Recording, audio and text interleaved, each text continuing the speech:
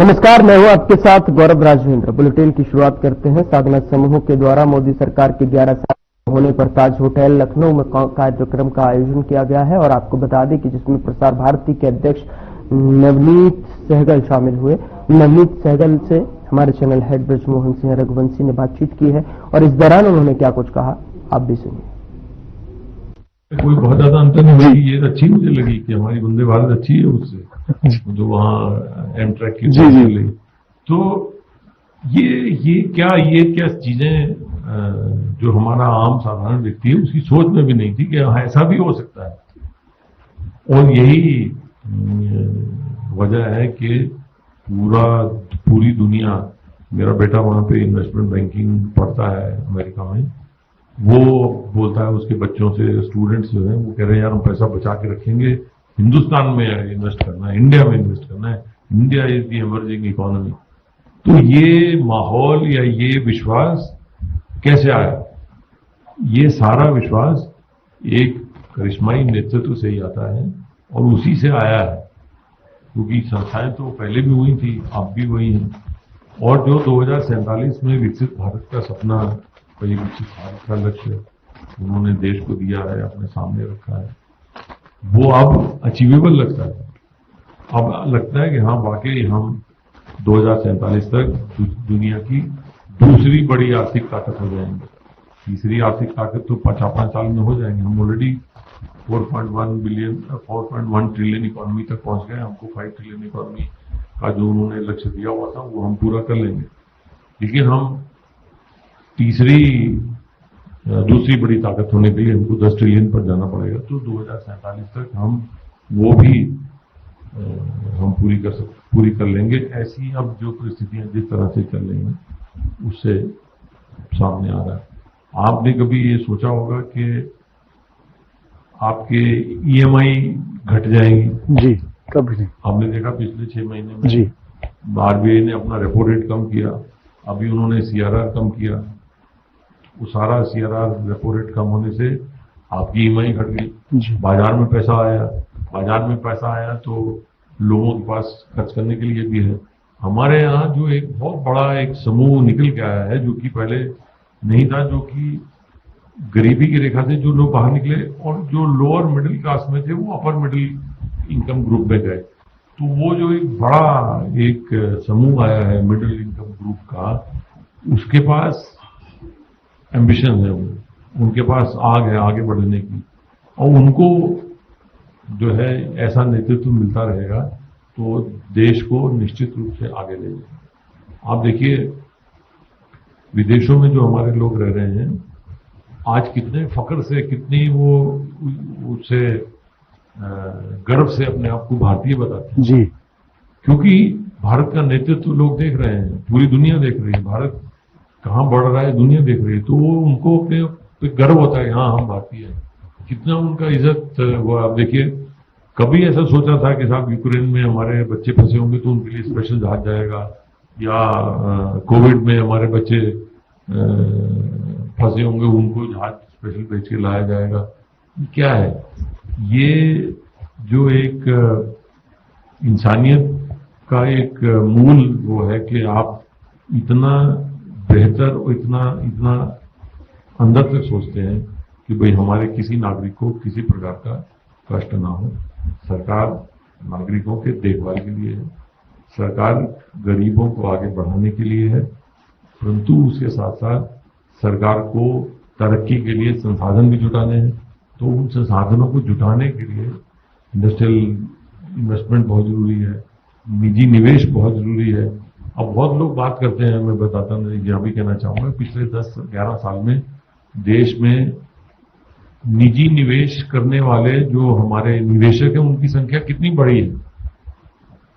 अब इसमें कोई लगाई क्या 2010 से पहले, 2014 से पहले क्या कुछ सोच सकता था? नहीं कि हमारी इंडिया की कोई कंपनी विदेश में जाके कोई बंदरगाह खरीद ले, विदेश में जाके कोई बिजनेस खरीद ले, टाटा को छोड़ के। टाटा ने वहाँ कोरस स्टील और वो सब खरीदा था, जगुआर खरीदा था, उसके अलावा कौन था इस देश में? अब कम से कम 10 ऐसी कंपनियां हैं, 10 ऐसे निवेशक हैं जो दुनिया में कहीं भी जाकर कंपनी खरीद सकते हैं। अभी हमारे हॉल में एक सज्जन यहाँ बैठे हुए हैं, ये अभी इटली में एक कंपनी खरीद के आए हैं और अभी ये इजराइल में कंपनी खरीद रहे हैं। तो ये जो एक हिम्मत और एक जो फाइनेंशियल स्ट्रेंथ सिस्टम ने जो पिछले 11 साल में दी है, वो अनथिंकेबल, वो कभी कोई सोच नहीं सकता था कि हाँ साहब हमारे भी कॉर्पोरेट में ऐसे लोग होंगे जो विदेश में जाके विदेशी कंपनी खरीदेंगे और एक देश का नाम करेंगे। हाँ साहब बताइए, अरे ये तो एक इंडियन ने आके खरीदी।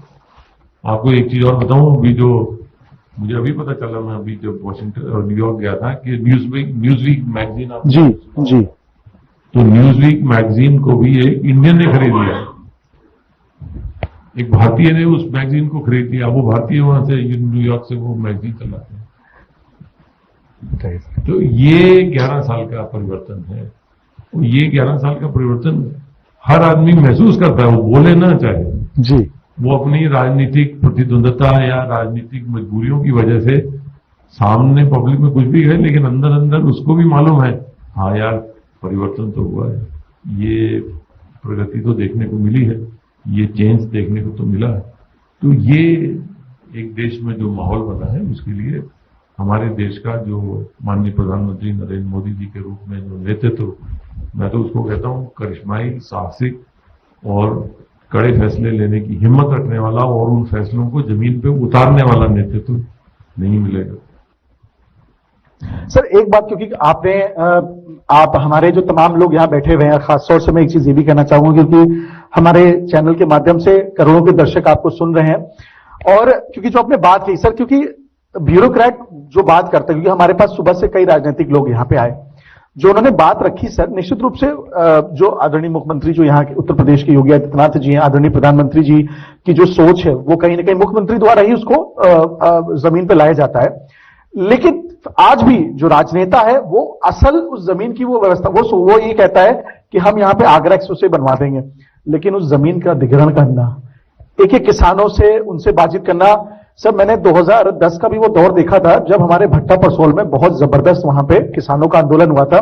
मैं नोएडा में रहता था, तो मेरे सामने मैंने ये खबर मैंने खुद अपने यहां पब्लिश की कि 4 किसानों की जब वो गेट में नोएडा अथॉरिटी में घुसते तो उनकी वो ट्रैक्टर से उन पर चढ़ा दिया गया था।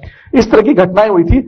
लेकिन आगरा एक्सप्रेस वे का जो काम हुआ, हम प्रधानमंत्री जी को सर, मैं ये भी इस बात के लिए क्योंकि मैं सर विदेश यात्रा जब उनके साथ मैं करता हूं तो मैं देखता हूं कि उनके साथ जो है वो सब ब्यूरोक्रेट्स हैं। चाहे मैं जयशंकर साहब को देख लूं, वो भी आज राजनेता है लेकिन वो ब्यूरोक्रेट है।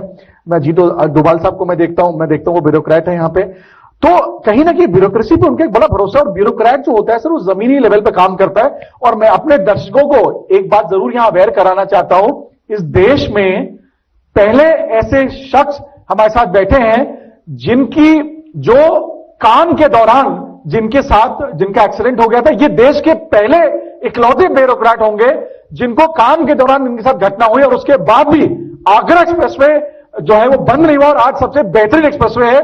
मैं चाहूंगा इस पर एक तालियां जरूर होनी चाहिए सब लोगों के द्वारा, क्योंकि ये बहुत सारे, देखिए ब्यूरोक्रेट, जैसे आपने देखा कि यहां बहुत सारे ब्यूरोक्रेट आए, वो पीछे बैठे हुए थे या सामने से नहीं बोल पा रहे थे। सहगल साहब उस तरह के व्यक्तित्व हैं जिनको हम कह सकते हैं कि मैं इनसे जब भी मिलता हूं या जब मैं इनके ऑफिस में मैं जाता हूं, मैंने ये देखा हमेशा इनके पास कोई गरीब आदमी बैठा है जिसका कुर्ता फटा हुआ है। ये वो ब्यूरोक्रेट नहीं जिनके पास मैं देखता था कि तमाम बिजनेस क्लास आता था। सर आपके पास एक गरीब आदमी भी आता है। मैं देखता हूं कि आपके पास विधायक, चाहे वो पूर्व विधायक हो चाहे प्रेजेंट हो, उसके कुर्ते का रंग नीला हो या हरा हो, अगर वो डेवलपमेंट की बात करता है तो आप उसका काम तुरंत करते हैं। और जो मैंने बात कही सर ब्यूरोक्रेट्स की, सर क्योंकि इस सरकार ने ब्यूरोक्रेसी का मुझे लगता है एक सदुपयोग बहुत किया है। सर आप ये मानते कहीं ना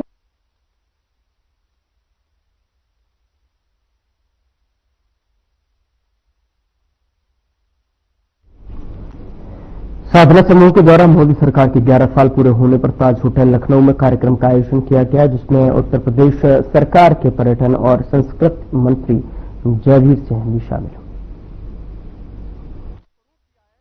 मुझे लगता है कि अब तक के सांस्कृतिक मंत्रियों को यह अवसर उन्होंने ऐसा कभी सौभाग्य हमारे प्रदेशवासियों को नहीं मिला। और मंत्री जी, मैं इसके लिए आपका पुनः बहुत धन्यवाद देना चाहता हूं, क्योंकि जिस प्रकार से हमारे मंदिरों का आपने पूरी तरीके से उसका जीर्णोद्धार करवाया है, यह अद्भुत है हमारे लिए। तो आज हम अपने कार्यक्रम की शुरुआत जो है वो शंखनाद से ही करेंगे।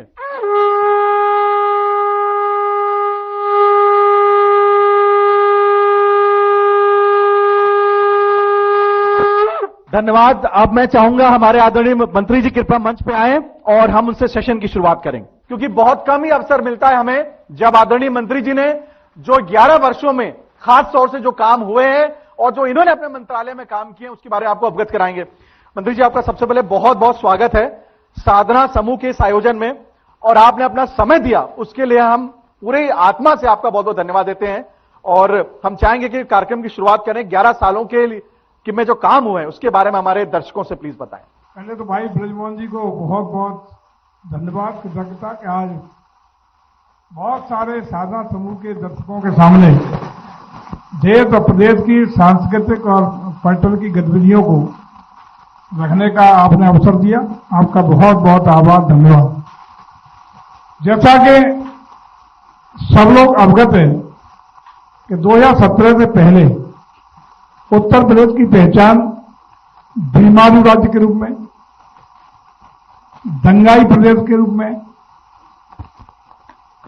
आतताइयों के रूप में जानी जाती थी। स्थिति यहां तक थी कि न प्रदेश में कोई निवेशक अपने निवेश को राजी होता था, विदेश छोड़ दो अपने उत्तर प्रदेश के रहने वाले भी जो बड़े औद्योगिक घराने थे वो भी अपना निवेश उत्तर प्रदेश में करने के लिए राजी नहीं थे।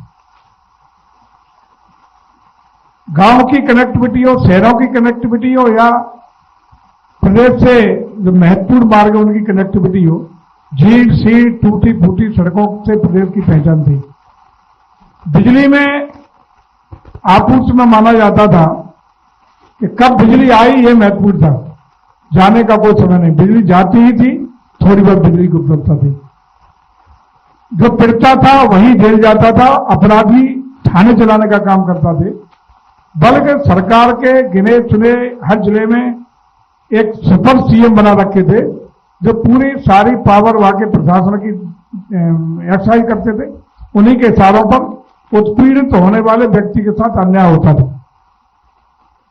एक वर्ग विशेष को खुद करने के लिए शमशान घाट की बाउंड्रियां तो होती थी, लेकिन सनातन संस्कृति के प्रतीक जो भी धार्मिक आस्था के केंद्र हैं उनको कोई खेमनहार नहीं था, कोई देखरेख करने वाला नहीं था, बल्कि बहुत दुर्दशा की स्थिति में थे। सौभाग्य से उत्तर प्रदेश की सरकार ने इस रूप के ऐतिहासिक निर्णय लेते हुए प्रचंड बहुमत से भारतीय जनता पार्टी का 2017 में कमल खिलाने का काम किया। और हम आभारी हैं अपने बीजेपी के शीर्ष नेतृत्व का, जिन्होंने एक योगी और संत पुरुष को उत्तर प्रदेश की बागडोर देकर के यहां का नेतृत्व देने का काम किया। और जैसे ही आदरणीय योगी आदित्यनाथ जी के नेतृत्व में 2017 की सरकार चलना शुरू हुई, बेखौफ होकर के, निर्धन होकर के उन्होंने जिस तरीके से कानून का राज स्थापित करने का काम किया, पूरे प्रदेश में जंगल राज को खत्म करने का एक शपथ ली, और उसका परिणाम देखने को मिला कि पूरा प्रदेश में चाहे अपराधियों के खिलाफ कार्रवाई करने की बात हो, आज हम अगर एक लाइन में कह तो कह सकते हैं कि प्रदेश की कानून और व्यवस्था को जिस तरीके से चाक चौबंद और अपराधियों और के प्रति, अपराध के प्रति जीरो टॉलरेंस की नीति को अख्तियार करते हुए उत्तर प्रदेश की सरकार ने जो ऐतिहासिक और महत्वपूर्ण ठोस कदम उठाए, उसका परिणाम है कि प्रदेश अपराधों से मुक्त हुआ, प्रदेश दंगों से मुक्त हुआ। प्रदेश में इन 8 सालों में एक भी दंगा नहीं हुआ। प्रदेश का वातावरण बदला, और खासकर एक तरफ प्रदेश में कानून और अनुशासन और प्रशासन का बोलबाला शुरू हुआ, दूसरी ओर पैरेलल तरीके से माननीय मुख्यमंत्री के नेतृत्व में प्रदेश सरकार ने विकास की नई गाथा लिखने का काम किया। और उसी का परिणाम है कि हमने चाहे इंफ्रास्ट्रक्चर डेवलपमेंट की बात करें, कनेक्टिविटी की बात करें, कनेक्टिविटी में रोड कनेक्टिविटी की बात करें, एयर कनेक्टिविटी की बात करें, गुणात्मक रूप से इन 8 सालों में ऐतिहासिक काम ही नहीं किए, बल्कि पूरे प्रदेश का स्वरूप बदलने का काम कर दिया। आज देख रहे होंगे कि आज आप, अब ये बात आपसे हो रही थी कि हवाई सेवाएं दिन में नहीं मिल रही, तो अब हवाई सेवा मिले न मिले मन बना लेते हैं लोग, चलिए निकल चलते हैं, जब तक शाम वाली फ्लाइट पहली मिलेगी तब तक दिल्ली पहुंच जाएंगे। पहले ये यात्रा दिनों में होती थी, अब कुछ घंटों में होती है। आप 5 साढ़े 5 घंटे में लखनऊ से दिल्ली पहुंच सकते हैं, मैक्सिमम 5.5 घंटे। पहले रात भर चलते थे लोग, दिन भर चलते थे, कभी मन नहीं करते थे लोग। तो इस तरह आज तो एक और ऐतिहासिक काम है, बहुत जल्दी एक सौगात देश को, राष्ट्र के नाम और खासकर उत्तर प्रदेश के नाम मिलने वाली है। एयर कनेक्टिविटी में एशिया का सबसे बड़ा एयरपोर्ट हमारे उत्तर प्रदेश की सरजमी पर जेवर में बहुत जल्दी शुरू होने जा रहा है, जो हमारे प्रदेश की गति को बहुत ऊपर ले जाने का काम करेगा। जिस तरह उड़ान बढ़ता है, ऐसी हवाई उड़ान विकास के रूप में और महत्वपूर्ण तरीके से उत्तर प्रदेश आगे जाएगा। तो एक तरफ हम लोगों ने प्रदेश को कानून का राज दिया, उत्तर प्रदेश को अनुशासन दिया, उत्तर प्रदेश को इंफ्रास्ट्रक्चर दिया, हर क्षेत्र में तरक्की के नए नए आयाम दिए और कनेक्टिविटी देने का काम किया। और इसी का परिणाम था कि उत्तर प्रदेश के बारे में इन 8 सालों में लोगों की सोच बदली, अवधारणा बदली, और उसी का परिणाम है कि उत्तर प्रदेश में जब निवेश के लिए ग्लोबल इन्वेस्टर समिट प्रस्तुत किया गया तो उसमें लगभग 40 लाख करोड़ के निवेश के प्रस्ताव, यानी हिंदुस्तान में किसी भी राज्य से सर्वाधिक निवेश के प्रस्ताव देशी और विदेशी निवेशकों ने देने का काम किया। विपक्ष के साथियों ने उस पर भी मजाक उड़ाया, अरे साहब निवेश के प्रस्ताव तो आ गए, लेकिन धरातल पर कितने उतरेंगे ये देखने वाली हवाई बातें सरकार कर रही है। लेकिन फिर हम कहना चाहते हैं कि ठीक 1 साल बाद इसी लखनऊ की सरजमी पर माननीय प्रधानमंत्री जी पुनः एक बार आए और उसको जो निवेश के प्रस्ताव हमारे 1 साल के अंदर धरातल पर उतरे, यानी ग्राउंड ब्रेकिंग सेरेमनी का कार्यक्रम आयोजित लखनऊ में होता है। 11 लाख करोड़ के निवेश के प्रस्ताव 1 साल के अंदर उत्तर प्रदेश की धरती पर उछलने की ऐतिहासिक कामयाबी उत्तर प्रदेश सरकार को मिली। और उसी का परिणाम है कि आज उत्तर प्रदेश चल पड़ा है विकास की ओर, जहां उत्तर प्रदेश चल पड़ा है एक सरप्लस रेवेन्यू स्टेट की ओर। हम कह सकते हैं कि पहले की सरकारों में अखबारों में पढ़ने को मिलता था कि उत्तर प्रदेश के कर्मचारियों का वेतन इस महीने 15 दिन लेट इसलिए मिला कि सरकार पर वेतन देने के पैसे नहीं थे जी। लेकिन आज हम कह सकते हैं कि हिंदुस्तान का ऐसा पहली बार राज्य उत्तर प्रदेश बना जिसके पास सरप्लस रेवेन्यू है, कोई धन की कमी नहीं, चाहे हमारी जन कल्याणकारी योजनाएं हो, विकास की योजनाएं हो या अन्य योजना हो, उनको जमीन पर उतारने की बात हो, सब्सिडी देने की बात हो, इंसेंटिव देने की बात हो, किसी भी इंडस्ट्री को आकर्षित करने के लिए या अन्य राज्यों के साथ कंपटीशन करने की बात हो, तो इसमें निवेश को आकर्षित करने में अन्य सुविधा देने की बात हो, आज उत्तर प्रदेश किसी भी राज्य के मुकाबले में बेहतर स्थिति में आज खड़ा है। अगर राष्ट्रीय स्तर पर विभिन्न राज्यों की विभिन्न योजनाओं के एग्जीक्यूशन की, धरातल पर उतारने की बात करें तो पहले जहां उत्तर प्रदेश नीचे से दूसरे तीसरे फर्स्ट नंबर पर रहता था, आज हम ऊपर से 1, 2, 3 नंबर पे हर योजना में दिखाई पड़े हैं। और बहुत सारी योजनाओं में हम हिंदुस्तान के नंबर 1 पर सारे स्टेटों में आगे खड़े हुए। खास रूप से आपने बात करी, यदि अपने विभाग की ओर हम थोड़ा आ जाए जी, तो उत्तर प्रदेश का इस मामले में पर्यटन और संस्कृति को लेकर के या धर्मार्थ कार्य को लेकर के यदि बात करें तो पूरा परिदृश्य बदल गया है। जहां पहले मैंने जो चर्चा करी कि पहले शमशान घाटों की बाउंड्री का पैदा होता था या केवल तुष्टिकरण के आधार पर एक धर्म विशेष के लोगों को प्रभावित करने के लिए, उनको खुश करने के लिए, हिंदुओं को सनातन संस्कृति के मानने वाले लोगों को अपमान तो सरकार करती थी, लेकिन कभी भी प्रोत्साहन करने का काम सरकार ने नहीं किया। लेकिन आज हम गौरव के साथ कह सकते हैं, फक्र के साथ कह सकते हैं कि उत्तर प्रदेश सरकार ने हमारी सनातन संस्कृति, मान्यता, परंपरा, संस्कारों को न सिर्फ पुनरुद्धारित किया बल्कि संवर्धन देने के लिए बहुत सारी योजनाओं को धरातल पर उतारने का काम किया है। यदि नंबर 1 पे हम यह संस्कृति की बात करें तो जहां पहले कभी कलाकारों के नाम पर कुछ होता ही नहीं था, अगर होता था तो एक ही कार्यक्रम होता था, सैफई महोत्सव जी, उसके अलावा कोई कार्यक्रम नहीं होता था। आज फक्र और गौरव से कह सकते हैं कि हमने हजारों की तादाद में ऑनलाइन जितने भी हमारे कलाकार हैं, किसी विधा के हों, संगीत के हों, गायन के हों, वादन के हों, उनको ऑनलाइन रजिस्टर्ड करने का अवसर दिया। और हिंदुस्तान का पहला राज्य हमने बनाया कि ऑनलाइन रजिस्ट्रेशन भी कलाकारों के कराए, उनका वर्गीकरण ए बी सी कैटेगरी में कराया और तीनों का वर्गीकरण कराने के बाद उनका मानदेय निर्धारित किया, उनके टीए की सुविधाएं निर्धारित करी और तय कर दिया कि कोई भी कलाकार ऐसा नहीं छूटेगा जिसको कम से कम साल में 3 कार्यक्रम हम सरकार की ओर से न दें जी।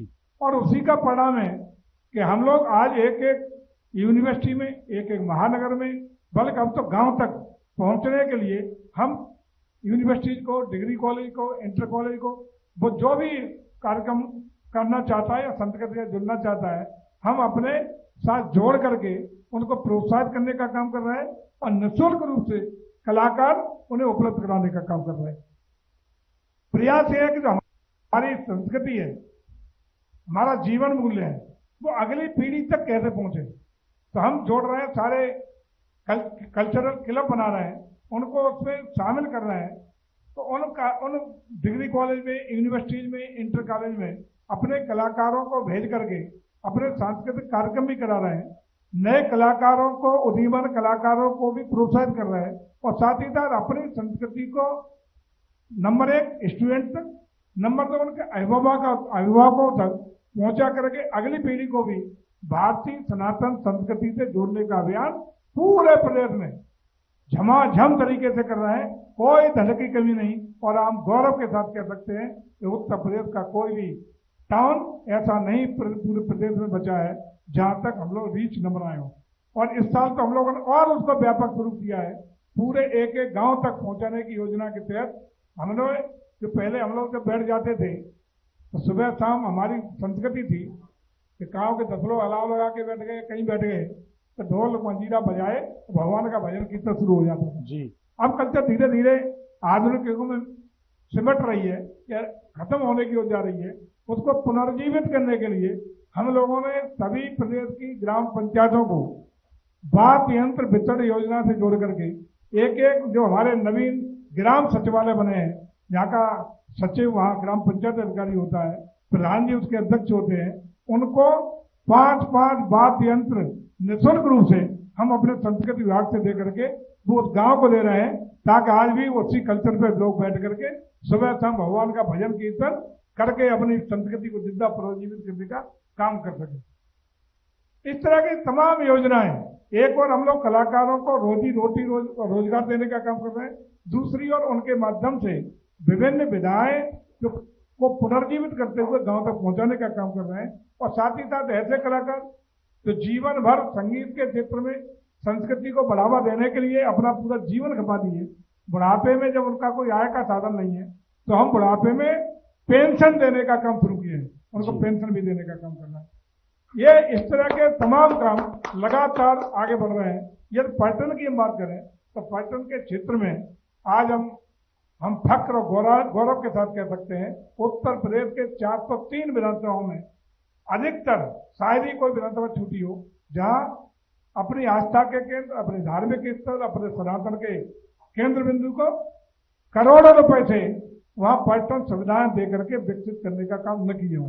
कोई नहीं बचा, और जो बचे हैं खुद शायद बच गए हों तो उनको लगातार कर रहे हैं और चिन्हित किए हैं कि जो पौराणिक महत्व के, ऐतिहासिक महत्व के, सनातन संस्कृति के आस्था के केंद्र है, 100% उनको हम लोग बहुत सुव्यवस्थित करके, उनको कनेक्टिविटी दे करके, उनको इंफ्रास्ट्रक्चर डेवलप करके, वहां पर्यटन सुविधा विकसित करके एक आकर्षण का केंद्र बनाने का काम लगातार कर रहे हैं। ये हम लोगों की प्रगति लगातार चल रही है। हमें खुशी है आज प्रदेश में एक आध्यात्मिक वातावरण बना है, एक ऐसा वातावरण बना है जहां हम लोग अपनी विरासत का सम्मान, अपनी धरोहरों का सम्मान के साथ विकास की यात्रा को काम करने रहे हैं।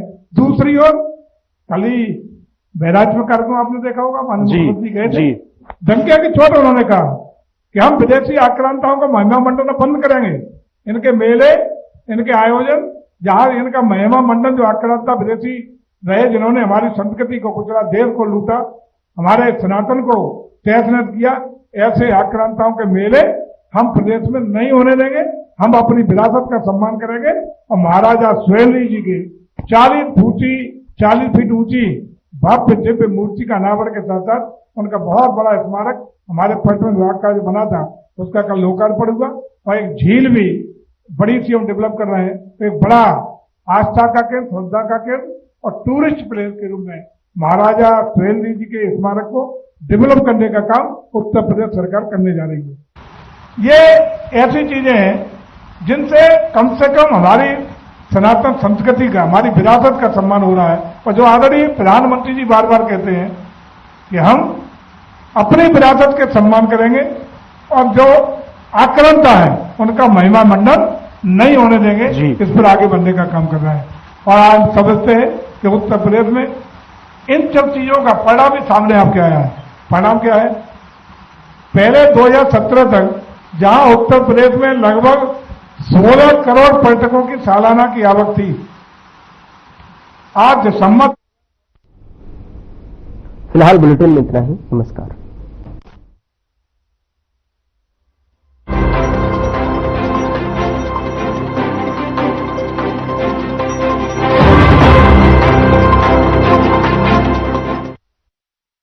भारत को दुनिया का डिजिटल पावर हाउस